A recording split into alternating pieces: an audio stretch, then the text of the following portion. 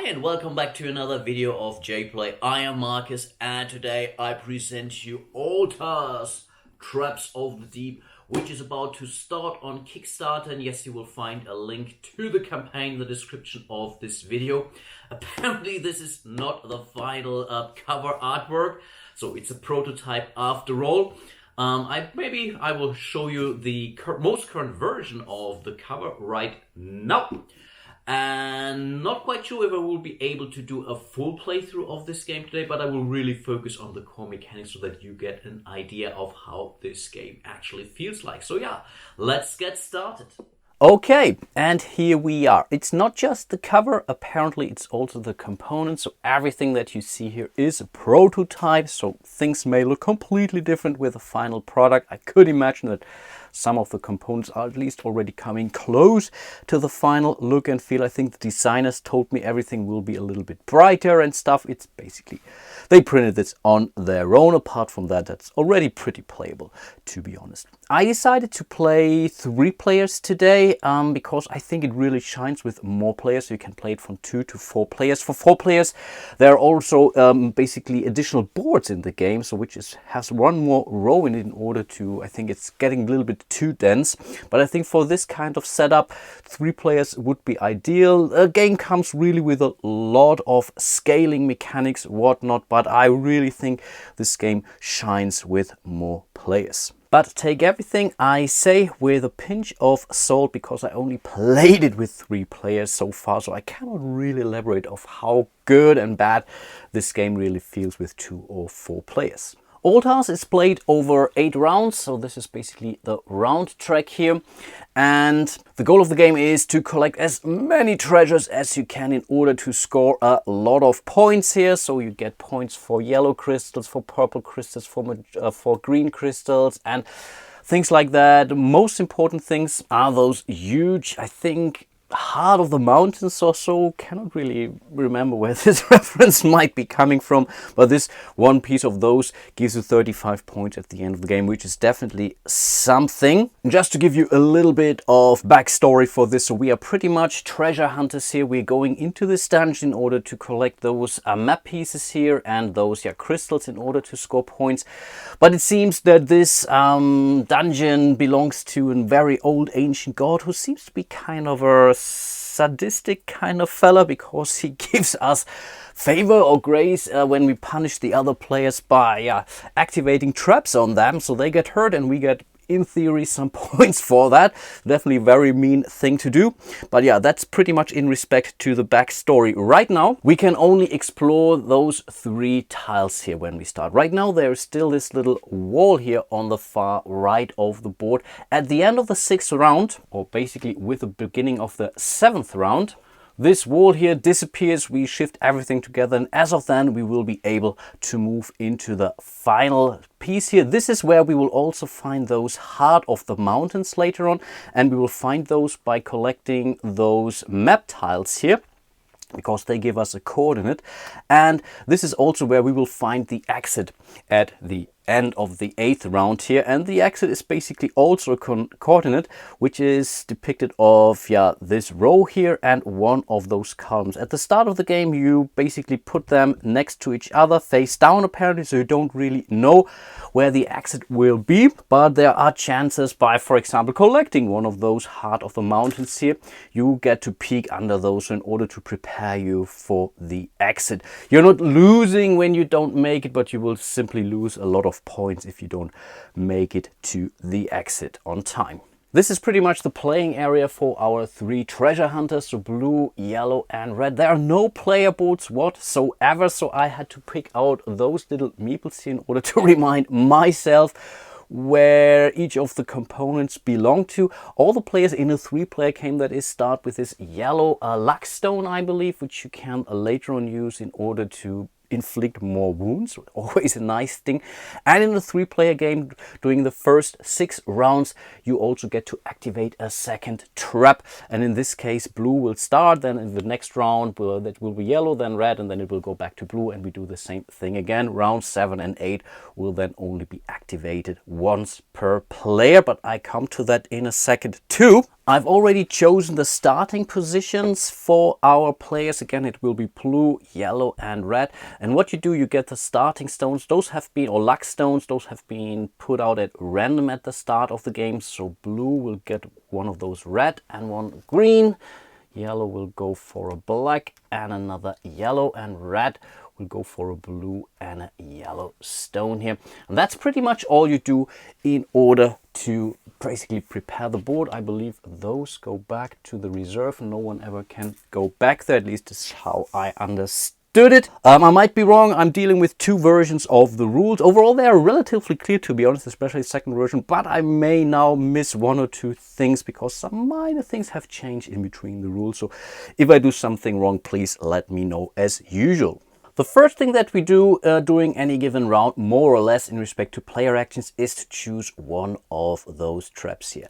The game comes with 6 of those traps. The first 4 always put out in a random order. The last 2 are not. So we have the secret door and we have the flood trap here, which are those 2 here.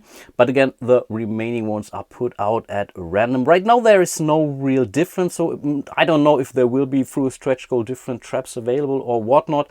Again, I don't know that. But again, this is where our players will choose from. And players choose the trap basically in reverse player order from the starting position. So in this case, blues chose the starting position first, red was last, so red gets to choose the trap first. And I think he really wants to do as much damage as possible. So I think he will go for this guard trap here, which could in theory inflict 4 wounds. And I think this is what he will do. Anytime you're choosing a trap, you take the appropriate track tokens here. So they're pretty much activating on different colors. So in this case, we have the silver, the bronze and the golden spear, which corresponds to the spears here on the player board. So let's say if I'm choosing the silver spears, then all of those silver spikes will activate, which means all the players that are adjacent or basically present on one of those spaces anywhere on the board will get hit by this trap. And when it hits, it does 4 damage, which is definitely quite a lot. First of all, you lose steps the more health you lose. This value here shows you how much movement you have at the end of the game. So as soon as the exit pops up, so this shows you in which range you are. This is how many steps you get to take. Additionally, this also shows you how much victory points you get. So let's say if I end the game with 20 health, I still get 15 points again, which is quite a lot. And this can all the way go down to -10 here. You cannot really die in this game. If you go to 0 and then lose again, you will start losing grace. And grace is the other track here. So again, you get 1 grace whenever you hit 1 opponent. And basically, when you have, let's say I end the game with 8 grace, I will also get 36 points by the end. So gaining grace is really something. Though if you really start losing grace because of your health, then you're really doing something terribly wrong in this game. So again, you want to really make sure not to get hit too often. Of course, there are various ways in order to heal. But I think, let's stop talking. I think I want, or red wants to activate this trap here. Of course, we do that face down apparently, so no one really knows which trap has been chosen. Of course, the other players can basically guess which trap gets activated based on my movement, and basically I have to kind of go into the head of the other player who thinks, okay, he thinks I go there, so I make him think I go there. So really a lot of going back and forth in this game, which is definitely something that's very nice and works pretty well, to be honest. And this is where I think it's definitely a little bit cooler if you play with more players, but again, it works fairly well with 3 players alone. Okay, red has made his choice. Next it's yellow, and I think yellow wants to activate the spikes here. Again, we get to make a choice. In this case, we are choosing which color of space gets activated. So let's say if we're going for a purple, then all of the purple spaces on the board, and we have all of those colors here, and you see a little preview. So I think in this case he will put face down this trap here, so those go back to the reserve. And And last but not least, it's Blue, who can make 2 choices. Now he gets to activate 2 traps. Again, we are doing this for a 3-player game, and really pity that there are no player boards or whatsoever.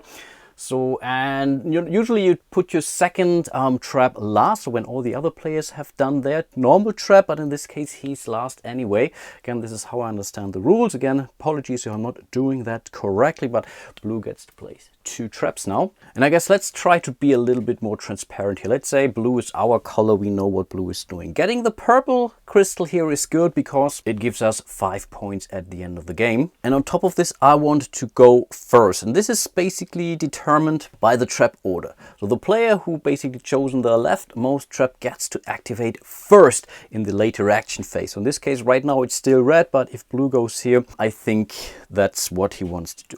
So let's go for this arrow trap here. So this gives us 2 wounds, or gives the other players 2 wounds and a curse. And there is also, you lose points for curses, and who has the majority of courses lose an additional 8 or so points. Cannot quite remember, we'll have to look at that. And of course we also have to make a choice, because basically all players that are next to one of those colored walls here gets hit.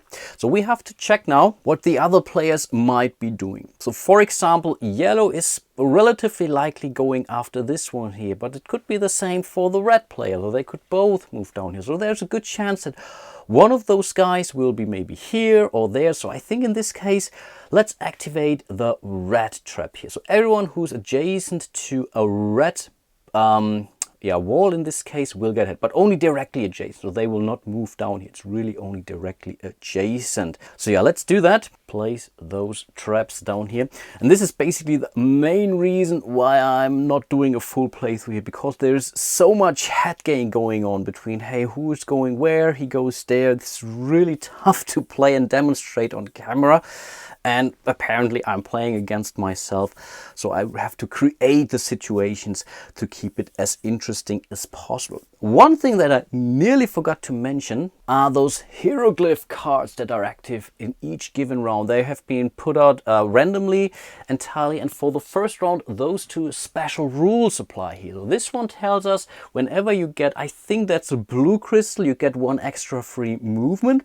And this one tells you for 2 actions you can also move through walls. Apparently you're usually not allowed to move through wall, but with this special rule in place, by spending 2 actions, basically 2 movement points, you are allowed to move through. Not really sure if I want to use that or not, because at the start of the game everyone is usually next to a space which should give you a good jump start. Blue still has his second trap activation, and I think he wants to activate the flood here. The flood lets you basically let all the players move 2 spaces in the given direction which I'm choosing. And I think Blue, we always have this little stone here that tells us that this is the bottom part. So this one really shows us the flood goes in this direction later on, and this is what I wanted to choose. Apparently, and the player who used this stone also gets to a free pickup on the space where he's landing. So overall, that's definitely not a bad trap at all. So now we have basically placed all of our traps. It's time to do the action, but I think I was a little bit short-sighted. I will take that back. Right now it's still his turn, so I think that's still okay. I will not go for the red trap. I think let's go for the green trap instead, for the green wall here, because I had a plan, and this is already the start of my problems I'm having when playing this for 3 players now. I have to think around a lot of corners, but okay, this is now really my final decision. Now Blue gets to go first because he has chosen the leftmost trap. Again, we get 4 actions, and you can move, you can rest, you can pick up stuff and do all kinds of other stuff. In this case, I will play it, I will be humble. So Blue will move 1, this is 1 action out of 4. Then with his second action, he will take this purple stone. Again, that's 5 points at the end of the game. And I think on top of that, he will now heal once and twice. So for 1 action, you can heal 1, and with the second action, he can heal twice. It's not really the boldest move he can make, but I think in combination with his water trap, I think that's still an okay move for him. And an additional thing I may have forgotten for the other players was in respect to those favor hits for those luck stones here. So you also get to place those when you're choosing a trap, and I think let's allow that. So I think the yellow player will place one of these luck stones on the trap he has chosen here, and for each basically luck stone you have there, you get one extra grace when you hit an opponent. And I think let's do the same for the red player here too. So sorry for all those take backsies, but I think this is what they should be doing. Maybe I should also mention that there is a way to increase your movement by basically spending your whole turn to run, which gives you an extra 2 spaces. Of course, then you really only are allowed to run. You cannot pick up stuff or whatnot. You really have to run, but at least you get to move up to 6 spaces, or maybe only 5 if you basically happen to have a stun token at the start of your round. Next it would be red, because this is the next trap. And he also gets 4 actions. And I think he wants to go for this blue crystal here. So he will move 1 space here, 1 action to pick up the blue crystal. And the blue crystal gives you 3 points at the end of the game, or for each blue crystal you have, you get 3 points. But who also has the majority gets 20 points, and the second most gets 10 points. So that's definitely something. He still has 2 more actions. So I think he will move in here. And with his last action, he will go for this luck stone chest. And this shows you 3 stones, and you get 2 out of these 3. I think he will totally go for this red one here, because at any time it gives you back 3 health. That's certainly huge. And let's also go for another green one, because a green one gives you an additional action when you use it during your action phase. Then this luck stone chest gets removed. And I think that's also the end of his activation. And I already forgot, of course, we have this special rule in place which says every time you get a blue crystal, you get 1 free movement. So I think, yeah, let's totally move out of here in order to get to those crystals here. Again, those purples are good. They give you 5 points. And the green crystals give you points according to the number of stones you have. So if he gets 2 of those, he gets 6 points. So the more you get, the better off he will be. And right now, there are 3 crystals in his, let's say, vicinity. So I think overall, going after green crystals shouldn't be a bad idea for the red player. Last but not least, it's yellow. He will move 1, 2, 3 spaces here. And with his final action, I think he will go... He doesn't want to move out. You don't have to move out when you go for a blue crystal, but I think he will go for this map piece here. So this basically shows you which column, or in which column you will find the heart of the mountain later on. So it's showing either 1, 2, or 3 dots here. So this shows you the column.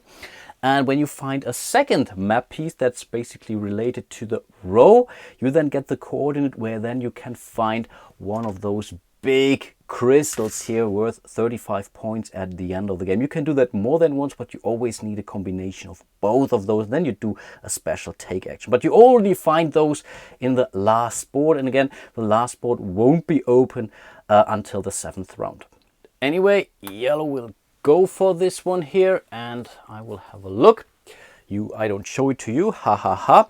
And I think those were all of our actions for the players. Next we will activate the traps. And again, we start with the leftmost trap here. So we will start with the blue trap here, which says, yes, we will activate all green walls, which is really a pity only for the yellow player, because he's the only one who's next to a green wall. So he gets hurt for 2 points of damage. So that's 1 and 2. So in theory, he just lost 5 points. But again, keep in mind, you can always heal up in this game. Really not that big of a deal. But of course, you have to think about it sooner or later.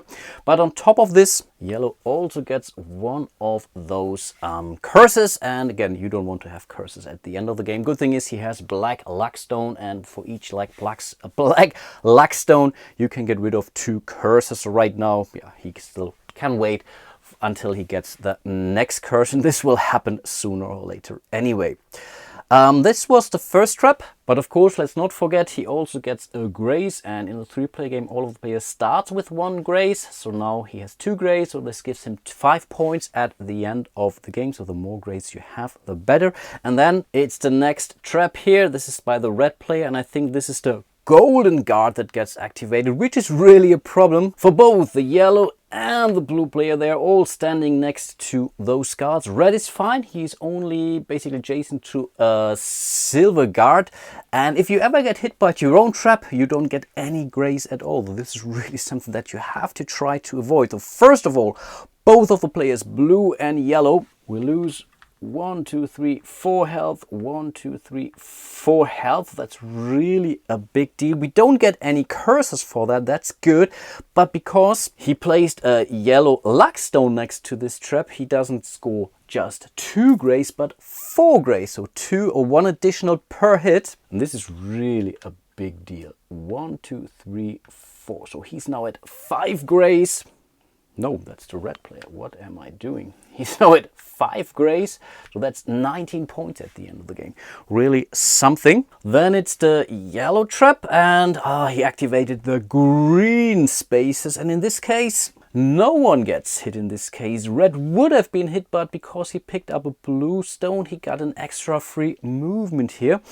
So yeah, this luck stone is simply discarded without effect. And last but not least, it's the flood, and blue chose this direction here. So every player now gets moved 2 spaces to the right, basically until they hit a wall. So let's start with blue, 1, 2 spaces here. Because it was his trap, he also gets a free pickup where he landed its space. So he gets this treasure chest here, and here we get, I think, let's go for another red crystal. Again, this can heal you for 3 points, and he will go for a white stone. In this case, that's grayish, but the white stone allows you to move through a wall. How nice is that? Let's move all of the other players. Yellow cannot move any further to the right, that's fine. And red, I think, his original plan was to go in this direction. He will now get flooded into that direction, which is also not terrible, to be honest. You could now spend one of his blue luck stones in order to, I don't know, ignore the flood. But in this case, that's also not really bad, to be honest. No, I think he will use his blue luck stone, so he will not get affected by the trap either. Okay, this was pretty much the end of a full round here. So we move into round 2. I think no one, one guy used the blue crystal here, so we can have a look at the next hieroglyph cards. This one I can remember because when you take one thing, you get an additional take action. This is always nice. And that one is a pretty nasty one too, because each trap that does damage does an additional damage. So that's really horrible. Let's see who will be first to choose a trap next round, and you basically determine this by who is farthest to the left. In this case, it's clearly the red player, the closest to the entry space. So red will be first. I put them here. I believe this is how it's supposed to be done.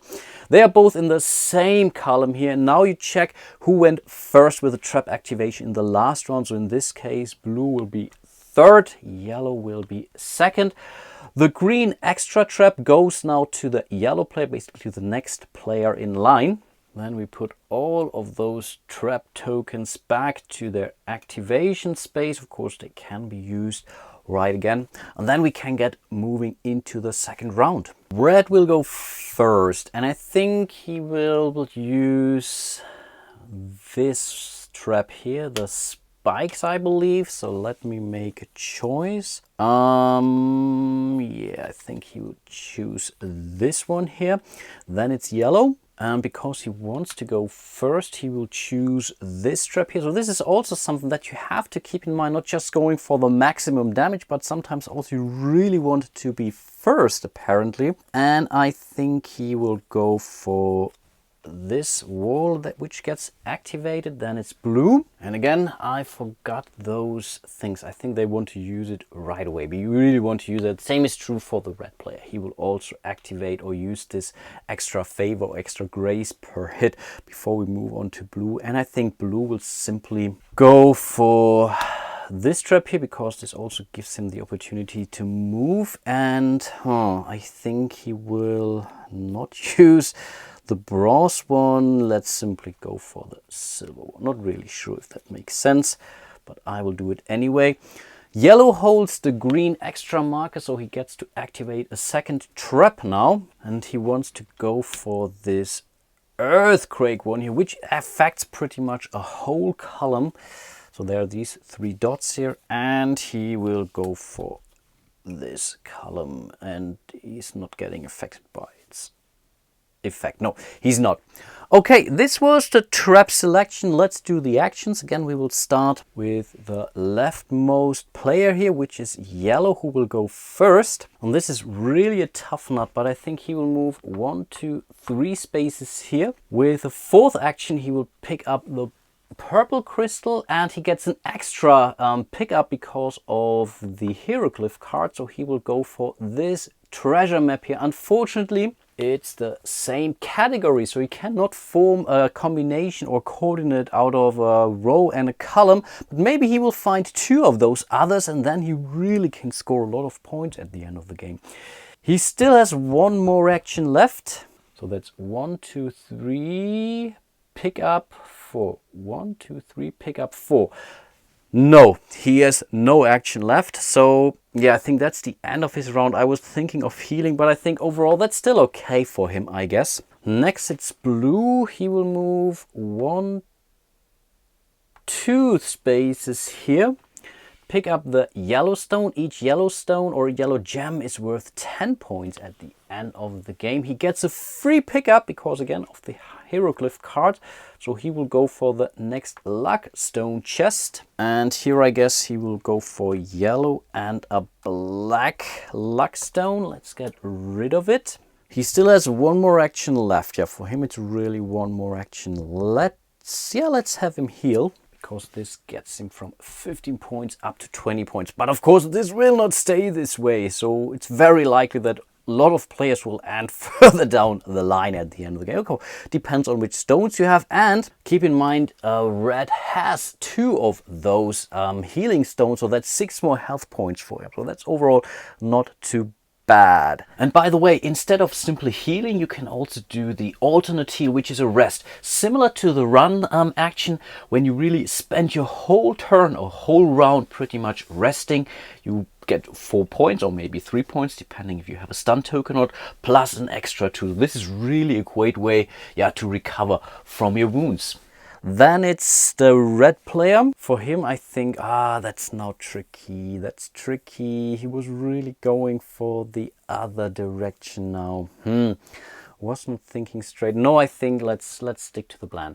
1 action, 2 action, 3 action, 4 action. He gets a bonus action because he picked something up, which means he can open this loot box here. And I guess he will go for a white or gray and a black luck stone accordingly. Those were all of our actions. Let's activate the first trap here, triggered by the yellow player. Though that's a green wall, so everyone next to a green wall gets hit. And in this case, yellow was really lucky. Or maybe he planned better. I have to remove this because both red and blue are next to a green wall, so they get both hit for 2 points plus 1 because of the hieroglyph card. So that's 1, 2, and 3. 1, 2, and 3. He gets 2 grays, but because he plays the luck stone, he now also gets 1, 2, 3, 4 grays for this trap. Not too bad. Then it's the next trap here, which will activate the silver guard. And yes, red gets to hit both yellow and red. They get both hit for 5 points, again because of the hieroglyph card, which is really terrible for the yellow player. 1, 2, 3, 4, and 5. 1, 2, 3, 4, and 5. Okay, that's really something. Blue only gets 2 grays because he didn't place any luck stones, but that's still good enough. Next is the extra trap for the green player, the earthquake, which will now activate all columns 1 on everywhere on the board. And right now that's only the red player here, and now he gets to make a choice if he wants the upper effect or the lower effect. The lower effect gives him 5 damage, and the upper effect gives him basically 2 damage, again because of the hieroglyph, but he also gets a stun token, so he will lose 1 action next round. And I think that's not that big of a deal. So I think, yeah, why not? So he basically will give the stun token now to the red player. He has 3 actions left, and he still gets hit for 2 damage. And this also means yellow gets an additional grace, and then it's the red trap, the spikes. So let's see, that's yellow, which means only blue gets hit for 3 points of damage and a curse. So that's 1, 2, and 3. And again, of course, he also gets a curse for that. Overall, not that big of a deal at this point in time, but because red also placed one of those luck stones, he now gets 2 grays for that. So he will score 30 points at the end of the game. And this is really a very high scoring game. And my prototype comes with this handy dandy little scoring sheet here. I really would prefer a scoring table of some sort, really a scoring board. But as this game is really so high scoring, I'm really not so sure if this really makes sense. I mean, you get 35 points for this, you can get 70 points for green crystal, really a lot of movement on a board. So I think in this case, I may have to accept that this might be the better solution. Let's move into the next round. We will get rid of those hieroglyph cards. So let's see what those do. I could imagine that this gives us an extra action this round, which is kind of cool for the red player because he just lost an action because of his stun token. And this one is a nice one because when you end your movement or your action phase basically on a space with a circle or one of those treasure stones or those rectangles, then you gain 2 health. That's also always a nice thing to keep in mind. I think I will stop here playing this game. Maybe one thing that I should demonstrate to you basically when it comes up. So let's say at the later stage of the game, so we are moving into, I don't know, round 7 now. So this thing will slide over. So now everyone can move into the 4th board here, which first of all gets us closer to the end game here, because again, after round 8 we have to escape. We will flip those over and then we know where we have to go. But it also gives you the opportunity to get those mega crystals here. Yeah, let's say those guys are here, this guy is here. Let's say yellow was able to get, I don't know, this one here. And at a later stage of the game, he would now have those 2 map symbols here. So this tells you that's the second column, and this tells you that's the row with the triangle, which now means that yellow has to go to either this or this space, because they are both in the triangle section here, in order to do a special take action. So then he reveals both of those things here. Then he says, yes, I will take a stone, and I found basically the heart of the stone, or one fragment of the heart of the stone. There are 4 of those in the game. So this is now 35 points for the yellow player. And if he would have happened to get more of those combinations, he could, I don't know, find another fragment here. That's another 35 points at the end of the game. And then let's say in the later step of the game, we have now finished round 8. We would reveal those exit coordinates. They work exactly the same as those map pieces. So this tells you the column, this tells you the row, and this shows us where the actual exit would be. A bonus for those who collected this stone here first is they could peek under those things and get an idea where those are. So the first player to get this route, I think, gets to look at both and can even exchange one of those if he wants to. The second one, I think, can only look at once or twice of those, and all the remaining players only get to choose, I think, to look under one of those. But at least you get something out of this too. But let's say this would be the final result here. So this shows us where the exit will be. So that's pretty much in this row here and in this column. So it's either here or there, if I got that right. So let's say yellow, of course, knew that. He would have made his way up there, and maybe he also got this extra blue crystal here. And then we basically go through a 5th phase after we have finished the 8th round entirely, and this is the escape phase. Now we check how many movement points each of the players has left based on their health. So in this case, yellow and red both would have 3 more movement points here, and blue would have 4 movement points ready. Now we all have to make an escape. So this is 1 movement point out of it. 3 moving out is an additional movement point. So yellow player has made it out of this dungeon here, and he still has 1 movement point left based on this. So this gives him an additional 2 more movement points. Really not a big deal, but that's okay. okay. Red can do the same. He will move 1 space, 2 space, 3 spaces out. He doesn't have any leftover moves, but that's still okay for him. In theory, if red would have, let's say, this greenish luck stone here, this gives you an extra action. This also gives you an extra movement during this leg step. So he can basically trade this in for 2 additional points. Nice thing. Last but not least, it's the blue player who has 4 movement points. So he will move 1, 2, 3, and 4 movement points. Maybe he also has another green stone, but he didn't make it. He's still lacking 1, 2, 3 more movement points to make it out of the dungeon, which means he gets 1 curse for each step he's lacking. In this case, again, that's 3 steps, so he would in total get 3 more of those. I think this is a big cube, so he gets 3 extra curses for that. He can still trade them in for those luck stones and whatnot.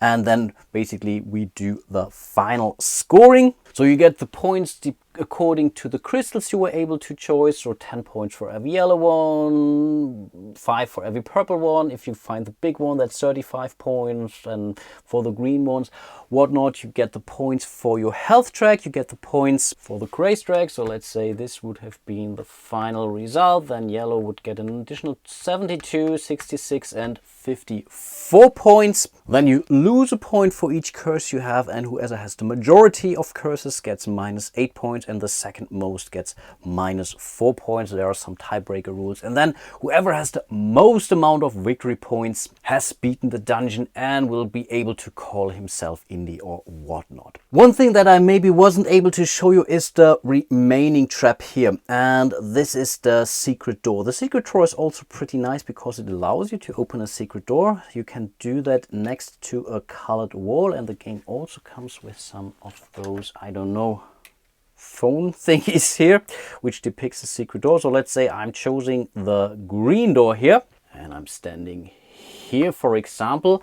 I could open a green secret door here, and then I could open another secret door up to 4 spaces away of my current position next to a green wall. So in this case, that's 1, 2, 3. I think this could be this one here. I'm not quite sure if I have to count below it, but I think not.